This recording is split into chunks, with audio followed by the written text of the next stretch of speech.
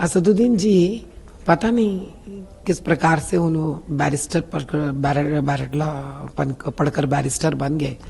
जब personal law के अंदर एक फतवा निकलता है तो क्या मतलब है उसका? That it is a law for them in that religion, जिसमें जो फतवा निकलता है उसके हिसाब से वो लोगों को उसी दायरे के अंदर रहना है या उसको मानना चाहिए। जब फतवा निकला है कि आप बीफ नहीं खाना चाहिए, तो इन फतवे के अगेंस्ट कैसे जाल रहे हैं उन्होंने? तो इसका मतलब है इनको अपने खुद का मजहब का भी लिहाज नहीं है। तो उनको जब मर्जी में आया उन्होंने एक बोल लेते, जब दूसरे मर्जी में आया दूसरे बोल लेते, जब उन्होंने सडन मुसलमान बन जाना चाहिए मुसलमान बन जाते, जब बनना नहीं है उनको नहीं बनते। क्या एक मुसलमान का जीवन इतना छोटा है कि बीफ काटो बीफ खाओ फिर बीफ काटो बीफ खाओ, ये बोलते हुए वोट मांगने जा रहे हो आप? बीफ काटते रहो खाते रहो। असदुद्दीन जी पता नहीं किस प्रकार से उन्होंने बैरिस्टर पढ़कर बैरिस्टर बन गए।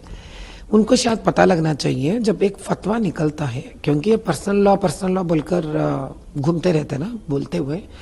जब पर्सनल लॉ के अंदर एक फतवा निकलता है तो क्या मतलब है उसका? That it is a law for them in that religion, जिसमें जो फतवा निकलता है उसके हिसाब से वो लोगों को उसी दायरे के अंदर रहना है या उसको मानना चाहिए।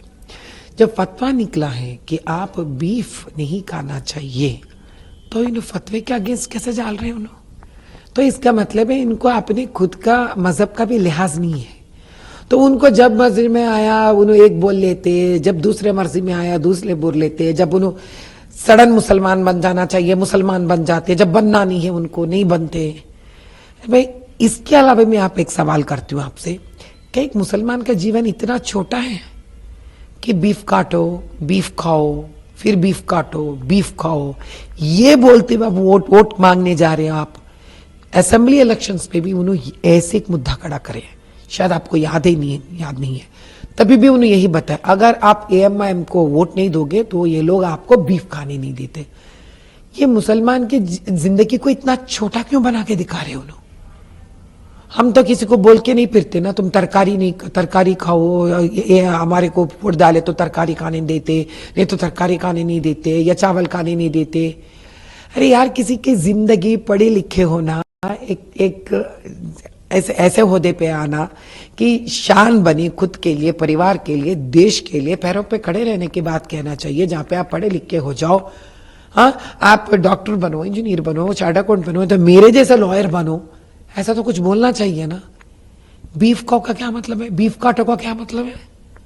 वोट मांगने के लिए इससे ज्यादा कुछ नहीं मिला उनको बोलने के लिए। साफ करवाने का बात करना, कचड़े निकलवाने की बात करना, अरे मैं ड्रेनेज ऐसा ही करवाता हूं, आप लोगों को पक्के घर देता हूं, मदरसों में मैं आप पढ़ाई दे दूंगा आपको, वक्फ बोर्ड से के जो प्रॉपर्टीज चले गए उसको वापस लेके आऊंगा मैं। अरे जो हो गया सो गलती हो गया हम लोगों से, ये बात नहीं करेंगे। आप एक मुसलमान की जिंदगी इतनी छोटी बना दे रहे बीफ के लिए।